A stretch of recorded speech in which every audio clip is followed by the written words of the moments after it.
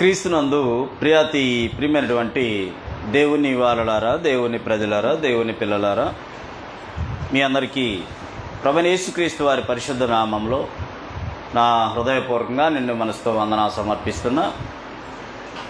మీ అందరూ కూడా మంచి ఆయుష్ ఆరోగ్యాలతో వర్ధిల్లాలని, మీ కుటుంబములన్నీ కూడా మనుషుల దయందును, పెద్దల దయందును, దేవుని దయందును అంచెలంచెలుగా దేవుడు వర్ధిల్లింపజేయాలని మీ అందరి కోసం ప్రతిరోజు కూడా ప్రార్థన చేస్తున్నాం. అదేవిధంగా మీ అందరి ప్రార్థన వలన, దేవుని దయ వలన దేవుడు నాకు మరొక అవకాశం అనుగ్రహించిన దాన్ని బట్టి దేవునికి కృతజ్ఞతాస్తుతులు సమర్పిస్తూ మీ అందరికీ మరోసారి నా హృదయపూర్వకంగా నిండు మనసుతో వందనా సమర్పిస్తున్నా. ప్రతి ఒక్కరు కూడా దేవుని యొక్క వాక్యాన్ని చక్కగా ఆలకించాలని ప్రేమతో మనవి చేస్తున్నా. ఈరోజు అనగా 2025 సంవత్సరము నవంబర్ నెల 7వ తారీఖు శుక్రవారంలో మనం ఉన్నాం. మరి సమయంలో పరిశుద్ధ గ్రంథంలో నుంచి దేవుని దృష్టికి అనుకూలముగా నడుస్తున్నావా, దేవుని దృష్టికి అనుకూలంగా నడుస్తున్నావా లేదా అనే చిన్న అంశాన్ని నేర్చుకోవడానికి ప్రయత్నం చేద్దాం. దానిలో దేవుని దృష్టికి అనుకూలంగా నడుచుకోవడం అంటే నీతిని అనుసరించి బ్రతుకుట, ఆయన ఇచ్చిన ఆయుష్ను ఆరోగ్యాన్ని బట్టి నీతిని అనుసరించి బ్రతుకుట, సత్యమును అనుసరించి బ్రతుకుట, యథార్థమును అనుసరించి బ్రతుకుట. దీనివల్ల లాభం ఏంటంటే, దీనివల్ల ఈ విధంగా బ్రతికినట్లయితే ప్రతి ఒక్క మనిషి కూడా దీనివల్ల లాభం ఏంటంటే దేవుని కృప అనేది ఉంటుంది. దేవుని కృప అనేది ఉంటుంది. శాంతి, దేవుని దృష్టికి చక్కగా నడుచుకున్న వాళ్ళకి శాంతి, సమాధానం అనేది ఉంటుంది. సంతోషము, ఆనందం అనేది ఉంటుంది. దేవుని యొక్క జ్ఞానము ఉంటుంది కదా. వాస్తవానికి జాగ్రత్తగా ఆలోచన చేసినట్లయితే దేవుని దృష్టికి అనుకూలంగా నడుస్తున్నావా, ఎవరెవరు నడుస్తున్నారు, ఎవరెవరు నడవట్లేదు అని చెప్పేసి దేవుని దృష్టికి అనుకూలంగా నడిచే వాళ్ళకి దేవుడు, వాళ్ళు ఎవరైనా సరే ఆయన ఖచ్చితంగా సహాయం చేస్తూ వెతుకుతూ ఉంటాడనమాట. ఎవరెవరు ఉన్నారని చెప్పేసి 2వ దినవృత్తాంతముల గ్రంథము, దినవృత్తాంతములు 2వ గ్రంథము 16వ అధ్యాయము 9వ వచనంలో, తన ఎడల యథార్థ హృదయము గలవారిని, దేవుని ఎడల యథార్థ హృదయము గలవారిని బలపరచుటకై, ఎవరెవరైతే యథార్థంగా నడుచుకుంటారో వాళ్ళని దేవుడు ఎప్పుడు కూడా బలపరుస్తూ ఉంటాడు. వాళ్ళని యెహోవా కనుదృష్టి లోకమందంతటా సంచారము చేయుచున్నది.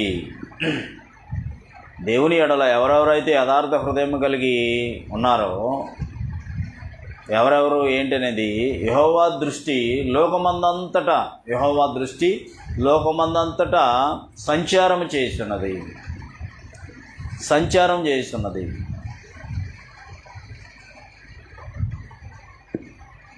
ఎవరెవరు ఉన్నారు యథార్థంగా నడుచుకునే వాళ్ళు, వాళ్ళని ఇంకా బలపరచడానికి యెహోవా దృష్టి లోకమందంతటా సంచారం చేస్తూ ఉంటుంది.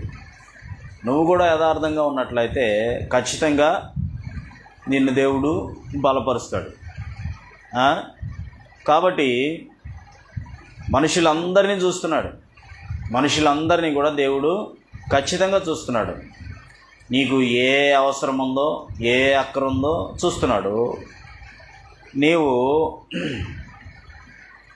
ఏ అపకారాలు చేస్తున్నావో, ఉపకారాలు చేస్తున్నావో నరులను ఖచ్చితంగా పరిశీలన చేస్తున్నాడు. దేవుడు పరిశీలన చేస్తున్నాడు. జాగ్రత్తగా దేవుని యొక్క వాక్యాన్ని ఆలోచన చేసినట్లయితే కీర్తనల గ్రంథము 14వ అధ్యాయము 2వ వచనంలో కూడా, కీర్తనల గ్రంథం 14వ అధ్యాయము 2వ వచనంలో కూడా జాగ్రత్తగా దేవుని యొక్క వాక్యాన్ని ఆలోచన చేసినట్లయితే అక్కడ కీర్తనల గ్రంథం 14వ అధ్యాయము 2వ వచనంలో వివేకము కలిగి దేవుని వెదకువారు కలరేమో అని యెహోవా ఆకాశం నుండి చూసి నరులను పరిశీలించెను. వివేకము కలిగి దేవుని వెదకువారు కలరేమో అని యెహోవా ఆకాశం నుండి చూసి నరులను పరిశీలించెను అని తెలియజేస్తున్నాడు. పరిశీలించెను. ఇంకా గ్రంథాన్ని జాగ్రత్తగా ఆలోచన చేసినట్లయితే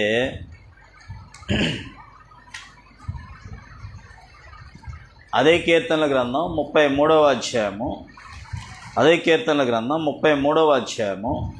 13, 14, 15 వచనాల్లో కూడా అదే కీర్తనల గ్రంథం 33వ అధ్యాయం 13, 14, 15 వచనాల్లో కూడా యెహోవా ఆకాశం నుండి కనిపెట్టుచున్నాడు, నరులందరినీ కూడా దృష్టించుచున్నాడు. తానున్న నివాస స్థలముల నుండి యెహోవా భూ నివాసులందరి వైపు ఆయన చూస్తున్నాడు. ఆయన వారందరి హృదయమును ఏకరీతిగా నిర్మించినవాడు. ఇంకా అదే కీర్తన 11వ అధ్యాయంలో కూడా అదే కీర్తన 11వ అధ్యాయము 4వ వచనంలో అదే కీర్తనల గ్రంథం 11వ అధ్యాయము 4వ వచనంలో కూడా అక్కడ యెహోవా తన పరిశుద్ధాలయములో ఉన్నాడు. యెహోవా సింహాసనము ఆకాశమందు ఉన్నది. ఆయన నరులను కన్నులారా చూస్తున్నాడు. తన కనుదృష్టి చేత ఆయన వారిని పరిశీలించుచున్నాడు.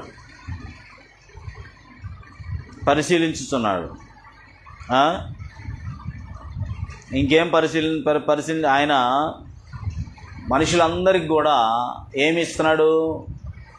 మనుషులందరికీ ఊపిరిని అనుగ్రహించాడు. ఊపిరిని అనుగ్రహించి అందరూ సంతోషంగా, ఉల్లాసంగా, ఉత్సాహంగా ఉంచి, నిన్ను సంతోషంగా ఉంచి వీళ్ళు ఏం చేస్తున్నారు, అసలు దేవుడు ఎవరు, ఏంటి, ఇవన్నీ ఆహారం, ఈ భోజనం ఇవి ఎవరు ఇస్తున్నారు నాకు అని చెప్పేసి ఎవరైనా ఒకసారి చూస్తున్నారా అని చెప్పేసి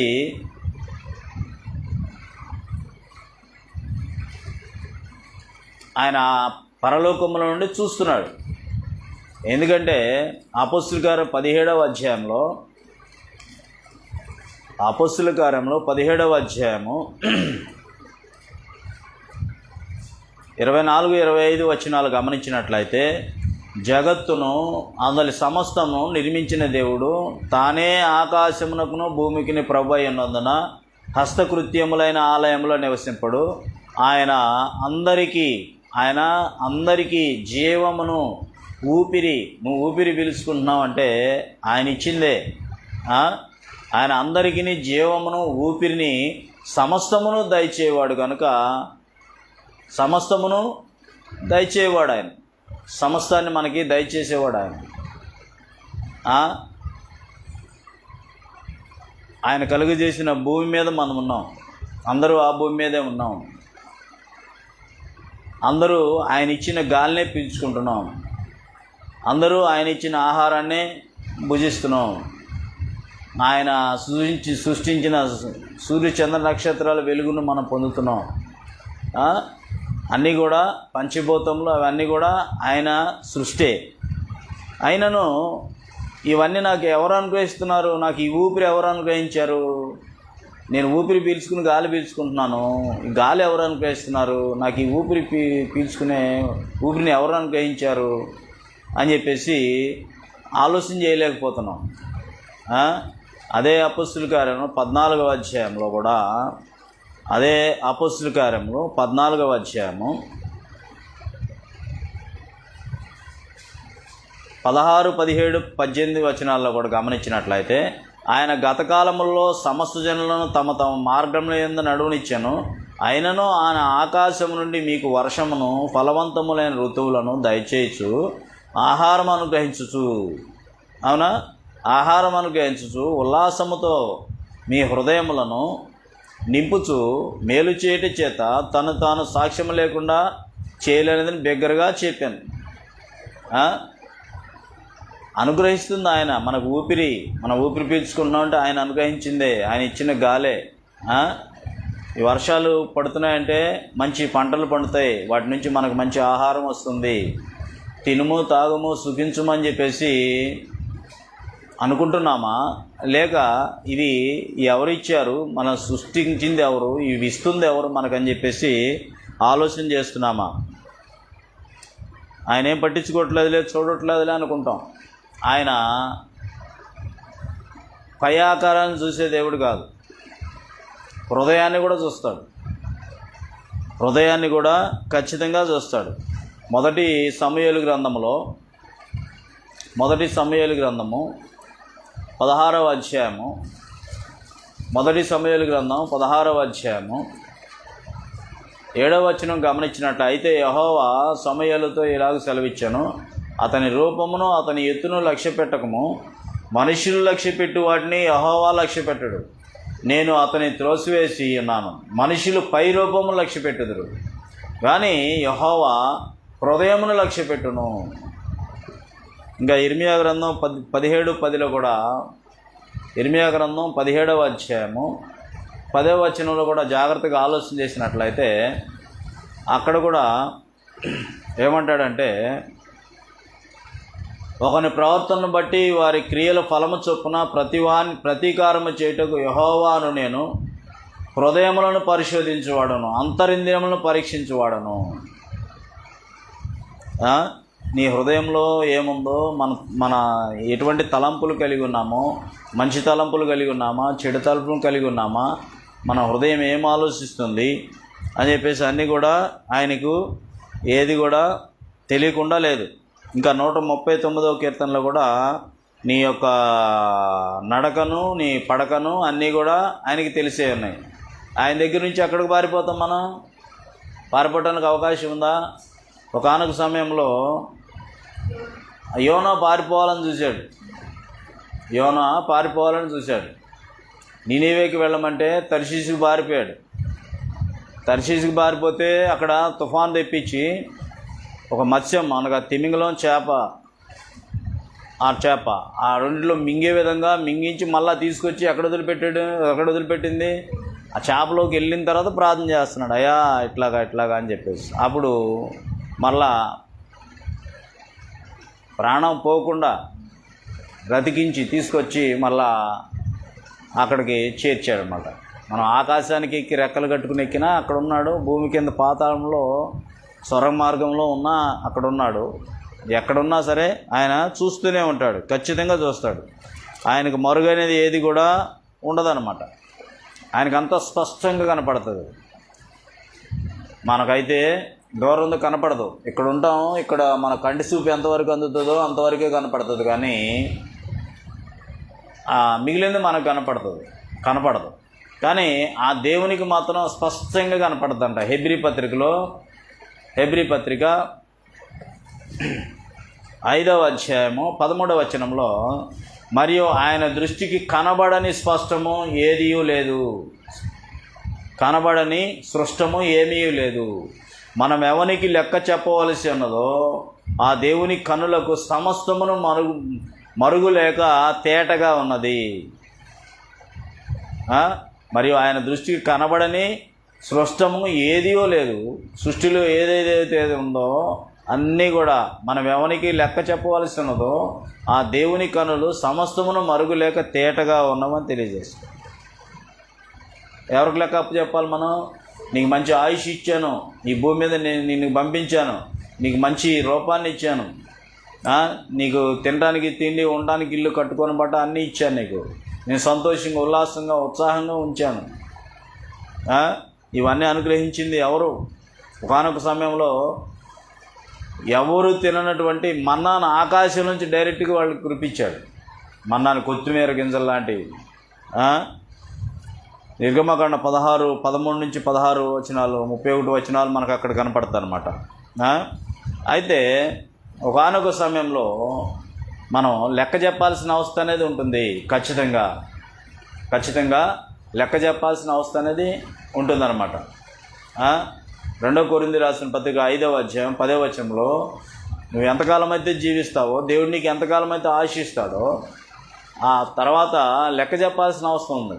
ఎందుకనగా తాను జరిగించిన క్రియల చొప్పున మంచివైనా సరే చెడ్డవైనా సరే, మంచివైనా సరే చెడ్డవైనా సరే దేహంతో జరిగించిన వాటి ఫలము ప్రతివాడు పొందినట్లు మనమందరము క్రీస్తు న్యాయపీఠ మీదట ఖచ్చితంగా నిలబడాల్సిన అవసరం అనేది ఉంది. కాబట్టి మనము జాగ్రత్తగా ఆలోచన చేసినట్లయితే దేవుని దృష్టికి అనుకూలంగా నడుచుకోవాలి. ఆయన కనపడతలేదులే, ఆయన చూడలే, ఆయనకి చేత కాదులే అని అనుకోకూడదు.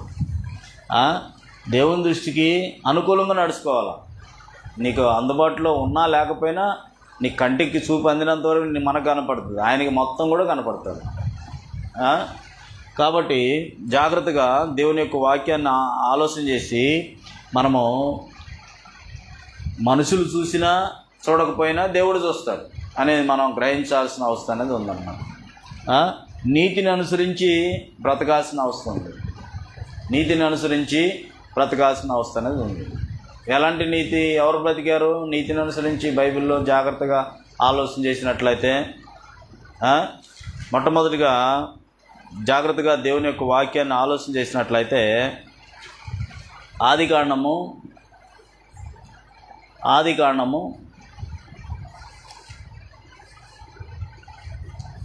6వ అధ్యాయము 8-9 వచనాలు జాగ్రత్తగా గమనించినట్లయితే, ఆదికాండము 6వ అధ్యాయము 8-9 వచనాల్లో, అయితే నోవహు యెహోవా దృష్టి యందు కృప పొందినవాడాయను. ఇది కావాలి అందరికీ, దేవుని యొక్క కృప కావాలా. అయితే నోవహు యెహోవా దృష్టికి కృప పొందినవాడాను. నోవహు వంశావళి ఇదే. నోవహు నీతిపరుడును తన తరంలో నిందారహితుడునై ఉండెను. నోవహు దేవునితో కూడా నడిచినవాడు అని తెలియజేస్తున్నాడు. ఇంచుమించు ఎవరెట్టా జీవించినా సరే దేవుడు చూస్తున్నాడు. దేవుని యందు నీతిగా బ్రతకాలి. దేవుడు చూస్తున్నాడు సత్యాన్ని అనుసరించి బ్రతకాలి. దేవుడు చూస్తున్నాడు యథార్థతను అనుసరించి బ్రతకాలి అని చెప్పేసి బ్రతికినవాడు. నీవు నేను కూడా జాగ్రత్తగా ఆలోచన చేసినట్టు దేవుని దృష్టికి అనుకూలంగా మనం నడుచుకోవాల్సిన అవసరం ఉంది. నువ్వైనా నేనైనా దేవునికి అనుకూలంగా నడుచుకోవడానికి ప్రయత్నం చేయాల్సిన అవసరం ఉంది. దేవునికి అనుకూలంగా నడుచుకున్నట ఎవరో? నోవహు యెహోవా దృష్టి యందు కృప పొందినవాడాయను. నిందారహితుడు నోవహుతో కూడా దేవునితో కూడా నడిచినవాడని తెలియజేస్తుంది కదా. ఇంకా గమనించినట్లయితే మొదటి రాజుల గ్రంథం 3వ అధ్యాయం 6వ వచనంలో, మొదటి రాజుల గ్రంథం దావీదు గారిని కూడా ఆలోచన చేసినట్లయితే చూసుకోవచ్చు. మొదటి రాజుల గ్రంథం 3వ అధ్యాయము 6వ వచనంలో, మొదటి రాజుల గ్రంథం 3వ అధ్యాయము 6వ వచనంలో జాగ్రత్తగా గమనించినట్లయితే,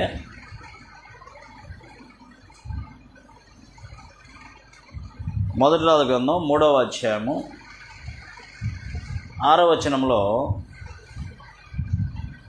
గమనించినట్లయితే జాగ్రత్తగా, నీ దాసుడును సొలొమోను ఇలాగ మనవి చేశాను. నీ దాసుడును నా తండ్రి అయిన దావీదు నీ దృష్టికి అనుకూలముగా సత్యమును నీతిని అనుసరించి యథార్థమైన మనసు గలవాడై ప్రవర్తించాను కనుక నీవు అతని ఎడల సంపూర్ణ అగుపరిచి ఈ దినమున్నట్టుగా అతని సింహాసనం మీద అతని కుమారుని కూర్చుండబెట్టి అతని యందు మహాకృపను చూపి ఉన్నావు. అతని యందు ఏం చూపాడు? దేవుడు కృప చూపించాడు అనమాట. నోవహు ఏమేమి అంత నీతిగా యథార్థంగా జీవించినట్టుగా మనం గమనించాం. ఇక్కడ కూడా గమనించినట్లయితే అనుకూలంగా నీ దృష్టికి అనుకూలంగా సత్యమును నీతిని అనుసరించి ఏంటంట, దావీదు గారు సత్యాన్ని అనుసరించి నడిచాడంట, నీతిని అనుసరించి నడిచాడంట, యథార్థమైన మనసు గలవాడై ప్రవర్తించాడంట. నీ ప్రవర్తన ఎలా ఉంది, నా ప్రవర్తన ఎలా ఉంది? ఎవరందరి వారు ఆత్మపరిశీలన చేసుకోవాల్సిన అవసరం అనేది ఉంది. సత్యాన్ని అనుసరించి నడుస్తున్నామా, నీతిని అనుసరించి నడుస్తున్నామా, యథార్థమైన మనసు గలవాడే ప్రవర్తించాడు. మనం ఎలాగ నడుచుకుంటున్నాం అని చెప్పేసి ఎవరంతా వారే ఆత్మ పరిశీలన చేసుకోవాల్సిన అవస్థ అనేది ఉన్నది కదా. మా ప్రభువైన యేసుక్రీస్తు వారు కూడా మత్తయి సువార్తలో జాగ్రత్తగా ఆలోచన చేసినట్లయితే ఏమంటాడంటే 5వ వచనంలో 5వ అధ్యాయము 20వ వచనంలో, శాస్త్రుల నీతి కంటేను పరిసయ్యుల నీతి కంటేను నీ నీతి అధికము కాని ఎడల మీరు పరలోక రాజ్యంలో ప్రవేశింపరని మీతో చెప్పుచున్నాను అంటాడు. ఇంకా 37వ వచనంలో, మీ మాట అవునంటే అవును, కాదంటే కాదు అని ఉండవలను, వీటికి మించిన దృష్టి నుంచి పుట్టినది అని అంటున్నాను. కాబట్టి దేవుని దృష్టికి అనుకూలముగా నడుచుకునిస్తున్నావా లేదా? నీతిని దావీదు గారు, నోవహు గారిని మనం చూసాం. వాళ్ళు ఏ విధంగా నడిచారు? నీతిని అనుసరించి బ్రతికారు, సత్యాన్ని అనుసరించి బ్రతికారు, యథార్థతను అనుసరించి బ్రతికారు. మన ప్రవర్తన ఎలాగుందని చెప్పి దేవుడు చూడ్డా? ఖచ్చితంగా చూస్తాడు. ఖచ్చితంగా పోటీలు పడాలా. నేను అబద్ధం ఆడకూడదు, నేను సత్యాన్ని అనుసరించి నడవాలి, అప్పుడు నేను దేవుడు చూస్తాడు. నేను నీతిని అనుసరించి బ్రతకాలి, యథార్థతను అనుసరించి బ్రతకాలని దేవుడు కనబడే విధంగా మన యొక్క జీవితాలు గడపాల్సిన వస్తుంది. మనకు ఊపిరి ఆయన అనుగ్రహించాడు. ఉల్లాసం, సంతోషంగా నేను బ్రతకడానికి మరి మంచి వర్షాన్ని అనుగ్రహిస్తూ ఉల్లాసముతో ఉత్సాహంగా నువ్వు జీవించడానికి మంచి ఆయుష్ ఆరోగ్యాన్ని ఇచ్చి ఆయన ముందుకు నడిపిస్తూ ఉంటుండగా ఎలాగున్నాయి మన పరిస్థితులు, ఎలాగా ఉంటున్నాం అనేది అని చెప్పేసి ఎవరంతటి వారు ఆత్మ పరిశీలన చేసుకోవాల్సిన అవసరం అనేది ఉంది కదా. ఇంకా రాజులు 2వ గ్రంథం 12వ అధ్యాయంలో, రాజులు 2వ గ్రంథము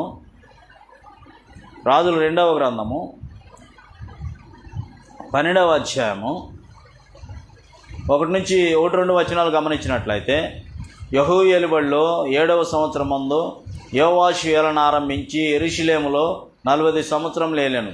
అతని తల్లి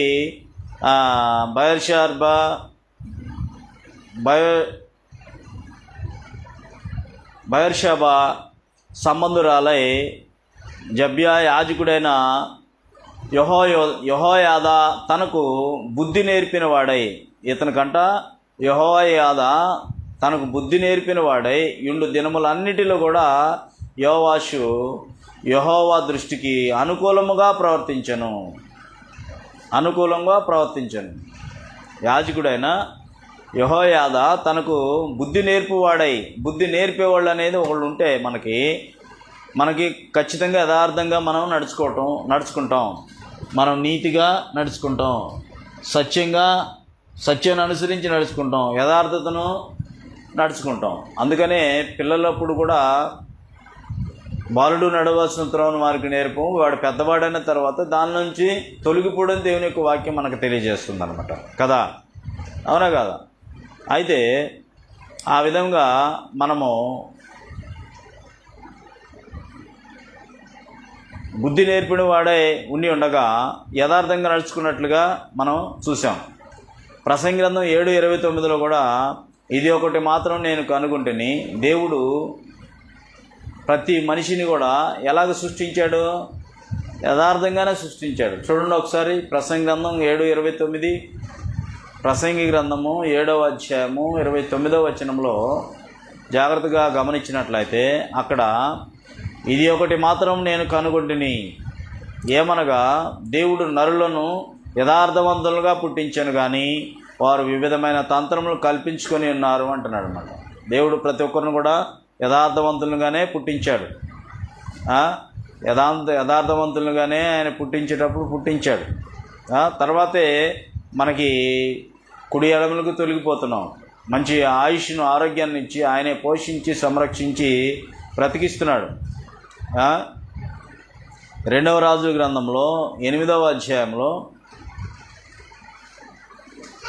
ఒక విషయాన్ని మనం గమనించవచ్చు. రెండవ రాజుల గ్రంథం 8వ అధ్యాయము, రెండవ రాజుల గ్రంథం 8వ అధ్యాయంలో, రెండవ రాజుల గ్రంథం 8వ అధ్యాయంలో జాగ్రత్తగా గమనించినట్లయితే ఒక సన్నివేశాన్ని మనం గమనించవచ్చు.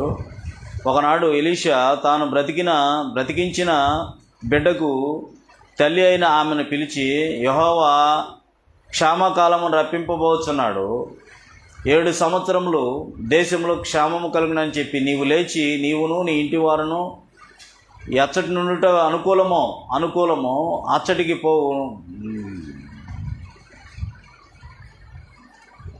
పోవుననగా ఆ స్త్రీ లేచి దైవజనుని మాట చొప్పున, ఎందుకని ఆ ఎలీషా గారు ఆమెను అలాగ చేశారనంటే, ఆమె కుటుంబంలో ఆమెకి ఒక స్థానం ఇచ్చి, ఆయనకి ఒక దైవ సేవకుడని ఒక స్థానం ఇచ్చి, ఆయన పోచూ ఉండటానికి ఒక అనుకూలతను అనుగ్రహించింది. కాబట్టి నీవు వారిని తోడుకొని ఫిలిప్పీ దేశమునకు పోయి 7 సంవత్సరములు అక్కడ నివాసం చేశాను. అయితే ఆ 7 సంవత్సరములు గతించిన తర్వాత ఆ స్త్రీ ఫిలిప్పీ దేశము నుండి వచ్చి తన ఇంటిని గుర్చి భూమిని గుర్చి మనవి చేటుకే రాజునద్దకు పోయినాం. కాబట్టి జాగ్రత్తగా ఆలోచన చేసినట్లయితే ఎవరైతే నీతిగా నడుచుకుంటారో, ఎవరైతే సత్యాన్ని అనుసరించి నడుచుకుంటారో, ఎవరైతే యథార్థతను అనుసరించి నడుచుకుంటారో వాళ్ళు లేమిలో కూడా, ఎటువంటి లేమిలో కూడా ఆయన పుష్కలంగా నీకు అన్నీ కూడా ఊపిరిని, ఆహారాన్ని అన్నీ కూడా చక్కగా అనుగ్రహిస్తాడు కదా.